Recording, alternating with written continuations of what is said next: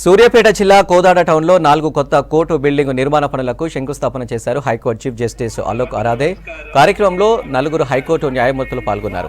అంతకుముందు high court chief justice న్యాయమూర్తులకు Suryapet జిల్లా న్యాయమూర్తి G Rajagopal, collector Venkatrao, SP Rahul Hegde స్వాగతం పలికారు. కోదాడ బార్ అసోసియేషన్ ఆధ్వర్యంలో స్వాగతం పలికారు.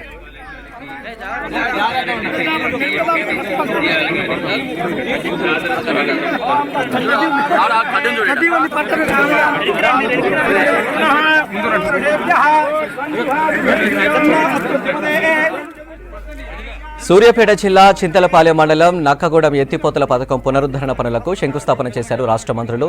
37,50,00,000 వ్యయంతో పునరుద్ధరణ పనులను చేపట్టనున్నారు. ఈ కార్యక్రమంలో డిప్యూటీ సీఎం భట్టి విక్రమార్క, నీటిపారుదల శాఖ మంత్రి ఉత్తమ్ కుమార్ రెడ్డి, రోడ్డు భవనాల శాఖ మంత్రి కోమటిరెడ్డి వెంకటరెడ్డి పాల్గొన్నారు.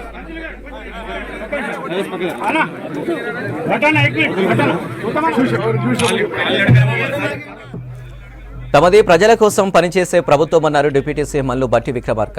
గత ప్రభుత్వాలు పేదల కోసం పనిచేసి ఉంటే ఈ ప్రాంతాలు అభివృద్ధి జరిగేవన్నారు.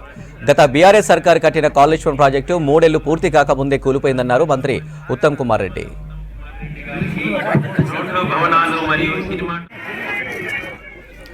గత ప్రభుత్వాల నిర్లక్ష్యం కారణంగా రోడ్లు, లిఫ్టులు పనిచేయడం లేదన్నారు మంత్రి కోమటిరెడ్డి వెంకటరెడ్డి.